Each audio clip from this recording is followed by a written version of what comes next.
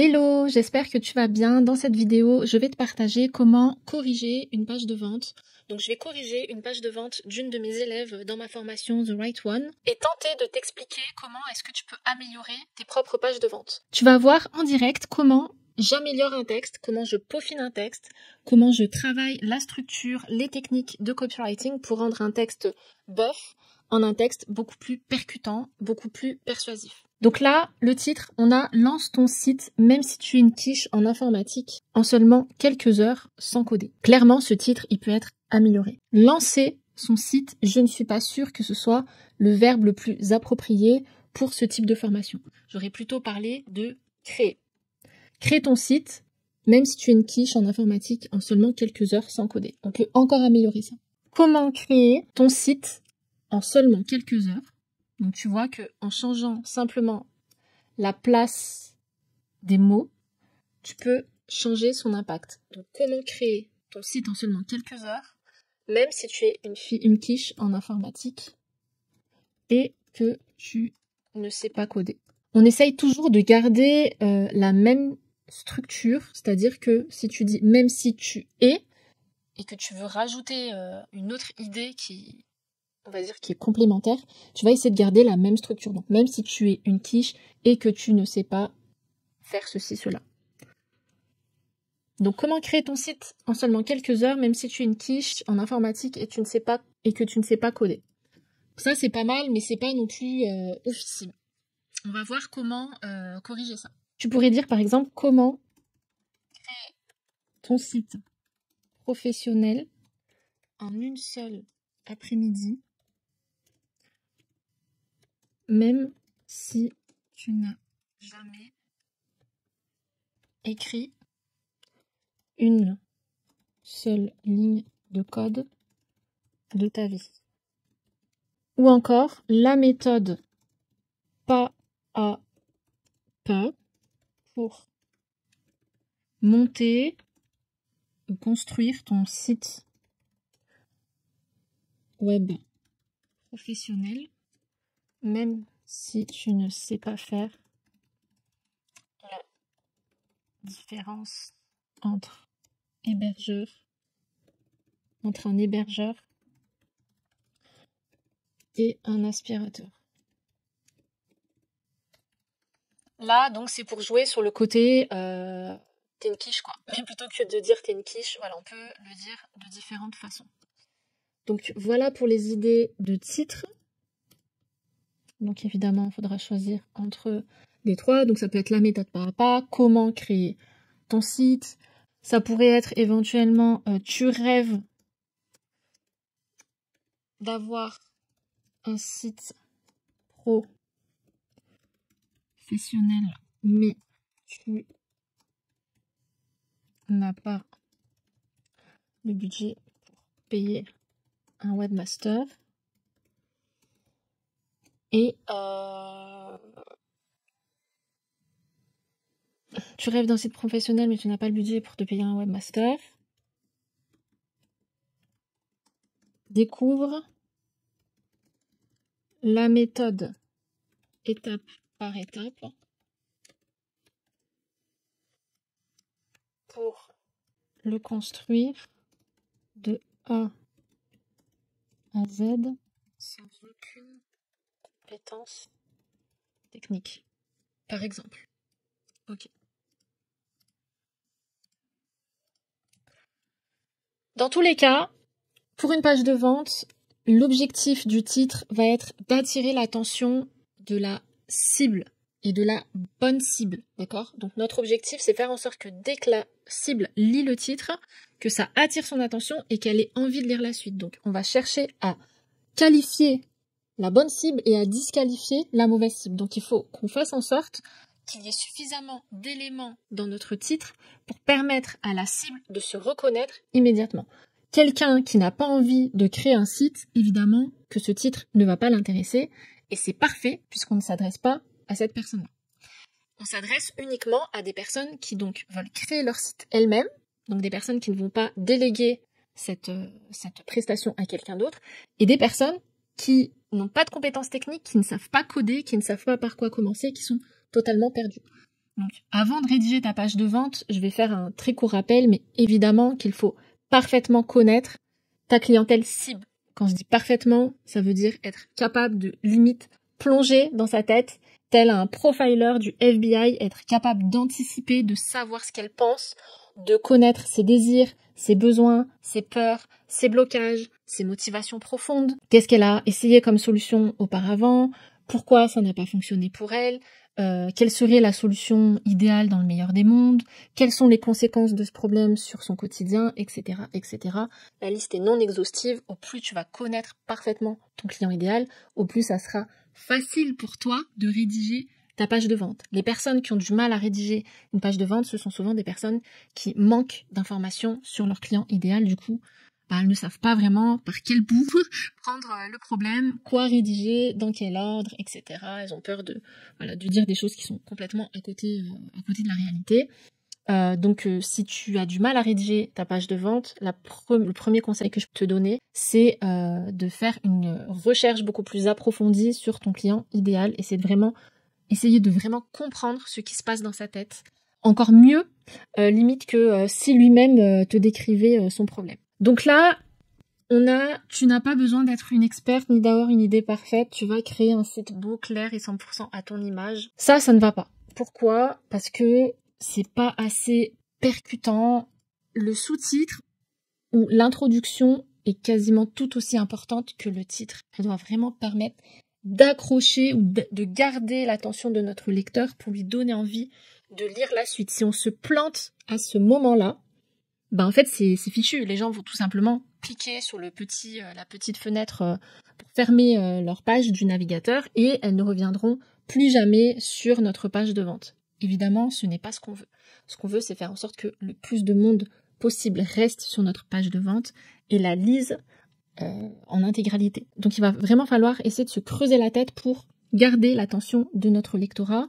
Et ce que je recommande donc, c'est de commencer par décrire le problème de notre client idéal. De sorte à montrer qu'on comprend parfaitement sa situation, montrer de l'empathie. L'objectif, c'est de faire en sorte que la personne, quand elle lit le texte, qu'elle se reconnaisse, qu'elle approuve en fait à chaque ligne qu'elle lit, qu'elle se dise oui, c'est exactement moi, et qu'elle voit à quel point on est capable de comprendre sa situation dans les détails, vraiment montrer qu'on a de l'empathie pour elle, parce qu'au plus la personne va se sentir entendue, comprise, au plus ça va susciter de la confiance envers nous et envers notre solution. Donc là, ma cliente nous écrit « Tu veux un site mais tu bloques à chaque fois. Tu sais que tu as besoin d'un site mais tu ne sais jamais par où commencer. » Bon, déjà, on a de la redondance. Tu veux un site, tu sais que tu as besoin d'un site. Ok, tu viens de le dire, en fait. Il n'y a pas besoin de le répéter. En copywriting, ça sert à rien de répéter 2 fois la même chose. C'est pas ce qui crée de l'impact. Au contraire, on va chercher à susciter le maximum d'émotions en un minimum de mots. Répéter 2 fois la même idée, c'est pas ce qui va susciter le plus d'impact. Donc, on va essayer de choisir entre les deux. Pourquoi elle veut un site déjà? Ce serait bien de se poser la question. Bon, moi, j'ai pas toutes les informations sur la cliente idéale, mais je vais essayer d'imaginer les choses. Tu sais que tu as besoin d'un site, ça ok.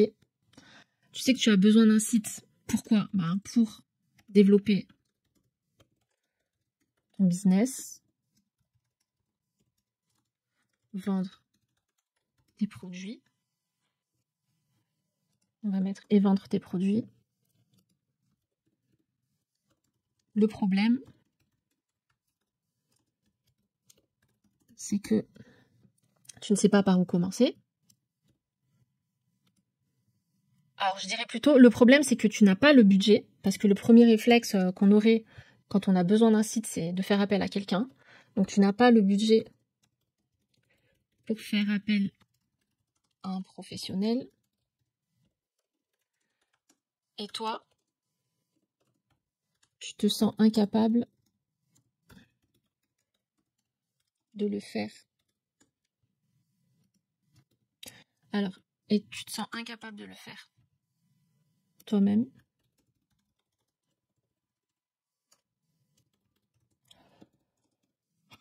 Parce que ce n'est tout simplement pas ton métier.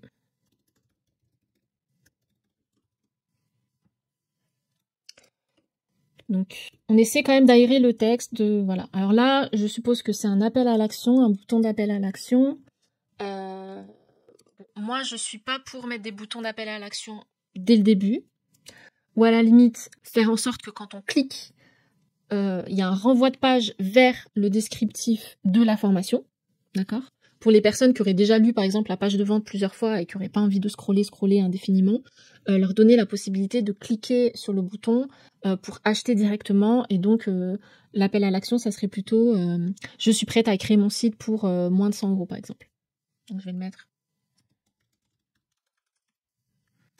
À créer mon site pour moins de 100 €. Là, on a un prix de moins de 100 €, donc c'est pour ça que je laisse. Mais si ça avait été un prix supérieur à 100 €, je n'aurais pas laissé sur le bouton d'appel à l'action parce que l'objectif, c'est de faire en sorte que les gens, que la page de vente crée de la confiance, crée du désir, pour que la personne découvre le prix, qu'elle ait déjà conscience de la valeur qu'elle va obtenir en achetant notre offre. Si on met le prix dès le début, alors que la personne n'a pas encore eu le temps de lire notre page de vente et donc n'a pas eu le temps de prendre conscience de la valeur qu'elle va obtenir en achetant notre offre, ça serait se tirer une balle dans le pied. Parce que si par exemple on mettait je suis prête à créer mon site pour 1000 €, alors que la personne n'a encore pas lu les avantages de faire appel à notre offre, évidemment qu'elle va cliquer, elle va se dire mais moi je vais jamais mettre 1000 € dans une telle formation. Donc voilà, petit aparté, donc tu sais que tu as besoin d'un site pour développer ton business et vendre tes produits. Le problème c'est que tu n'as pas le budget pour faire appel à un professionnel et tu te sens incapable de le faire par toi-même parce que ce n'est juste pas ton métier. Tu passes des heures à chercher des tutos, des outils, des templates. Alors, attention, les mots de liaison, ça aussi, c'est une vraie compétence de savoir mettre les bons mots de liaison. Mais là, on est dans une contradiction. Tu cherches pendant des heures et tu ne trouves pas. Mais tu ne trouves pas. Donc là, mais à chaque fois, tu laisses tomber. Donc tu passes des heures à chercher des tutos, des outils ou des templates. Mais à chaque fois, tu laisses tomber. Pourquoi tu laisses tomber? Bah, je sais pas. C'est dommage de pas l'expliquer. Pourquoi tu laisses tomber? Tu as envie d'avancer, mais tout te semble trop compliqué. Trop technique. Ou trop long. Résultat, ça te décourage d'avance. Tu repousses sans cesse la création. Alors, tu repousses sans cesse la création de ton site, faute de temps ou de méthode plutôt que de clarté. Tu te sens dépassé dès qu'on te parle de termes techniques.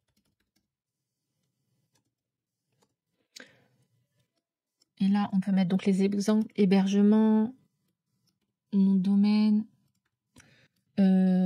plugin, par exemple.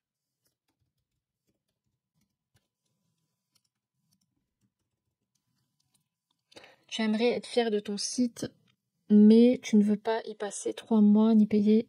Alors tu aimerais être fier. Je suis pas sûre que ça soit la motivation de cette cible-là. Tu aimerais plutôt tu aimerais avoir un site qui inspire confiance et qui soit esthétique, qui inspire confiance et qui soit esthétique, mais tu ne veux pas y passer 3 mois, ni payer 1000 €, je pense que c'est même beaucoup plus cher, hein, ça doit être au moins 3000 €, ni payer 3000 € pour ça. Bon. Tu sais que ça te bloque dans ton projet, mais tu ne veux pas... mais tu n'as pas mais tu ne veux pas te perdre dedans. Tu sais que ça te bloque dans ton projet, mais tu n'as pas... les compétences, encore une fois, pour t'y aventurer. Toute seule. Pour t'aventurer toute seule dans ce projet. C'est ce projet, hein, tu sais que ça... Ok, et si cette fois c'était différent? Donc je vais relire, je me relis toujours beaucoup, beaucoup de fois. Quand je rédige, ça m'aide à avoir de la clarté, à vérifier que le texte est fluide, que les idées s'enchaînent bien les unes aux autres, que tout paraît cohérent, pertinent, etc. Donc, tu sais que tu as besoin d'un site pour développer ton business et vendre tes produits. Le problème, c'est que tu n'as ni le budget pour faire appel à un professionnel, ni les compétences, du coup, pour le faire par toi-même. Et là, du coup, ça, on peut l'enlever. Tu passes des heures, alors là, on pourrait mettre un mot de liaison. Alors, tu passes des heures à chercher des tutos. Et là, on peut spécifier. Au plus on va être spécifique et au plus ça va créer de la persuasion. Après, il faut faire attention de ne pas non plus donner des exemples tous les 2 mots, hein, parce que sinon, ça va ressembler à rien. Mais c'est bien d'être ultra spécifique quand on donne des exemples. Ça permet aux gens de visualiser vraiment ce qu'on raconte, d'avoir des images mentales qui se créent dans leur tête, et donc de créer plus d'émotions et au final d'avoir plus d'impact et de persuasion. Donc alors tu passes des heures à chercher des tutos sur YouTube, des outils ou des templates, mais à chaque fois tu laisses tomber. Alors là, j'aurais bien aimé avoir ma cliente, mon élève en face pour pouvoir lui demander pourquoi est-ce qu'elle laisse tomber. Tu as envie d'avancer, mais tout te semble trop compliqué, trop technique ou trop long. Alors là, je mettrais à mettre en place, en pratique ou à mettre en place. En pratique, résultat,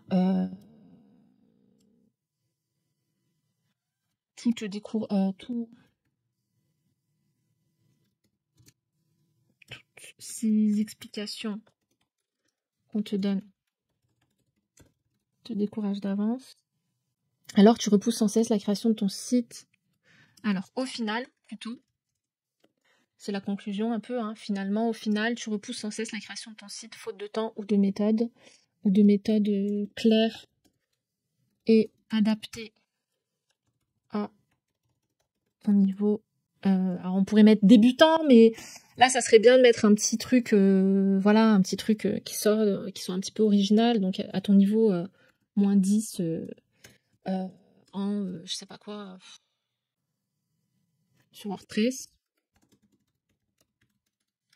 Tu te sens dépassé dès qu'on te... Alors là, du coup, ça irait plus haut.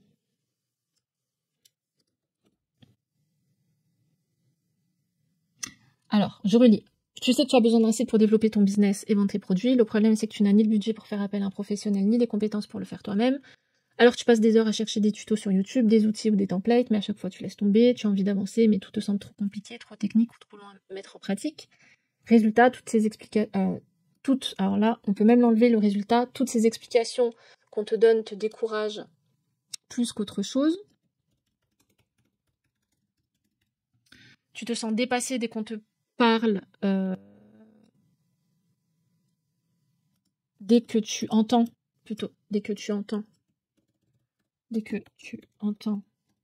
des termes techniques comme hébergement, nom de domaine, plugin. Au final, tu repousses sans cesse la création de ton site faute de temps ou de méthodes claires adaptées à ton niveau -10 sur WordPress. Et là, je mettrai tout ce que tu veux. C'est un site qui inspire confiance, mais tu ne peux pas y passer 3 mois, ni payer 3 000 € pour ça. Ok, donc là on va s'arrêter là parce que sinon ça pourrait durer des heures. Voilà, j'espère que ce type de vidéo te plaira. Si ça te plaît, n'hésite pas à me laisser un commentaire. Je pense en faire d'autres. Là, l'idéal, ça aurait été que j'ai une fiche carrément descriptive de la clientèle idéale, avec ses blocages, ses peurs, ses problématiques, ses motivations, ses désirs, etc. Ça aurait été beaucoup plus simple pour moi. Mais voilà comment est-ce qu'on peut déjà améliorer. Donc, comme tu le vois, je relis plusieurs fois et je le fais à haute voix. Ça me permet de voir les petites choses. Des fois c'est pas grand chose, ça peut être une virgule, ça peut être un mot, ça peut être un point d'exclamation, ça peut être un exemple, ça peut être un power word. Bon, j'en ai pas parlé ici des power words, mais voilà, je pourrais faire éventuellement une vidéo sur ce sujet-là. Voilà, en tout cas, tu te rends compte que Il suffit de pas grand-chose pour changer totalement l'impact d'un texte et qu'avec un peu de pratique et beaucoup de connaissances sur ton client idéal, tu peux faire de grandes choses, même si tu n'es pas copywriter. Si tu as envie d'aller plus loin en copywriting, je te mettrai dans la description ma formation offerte en copywriting. Je te dis à très bientôt.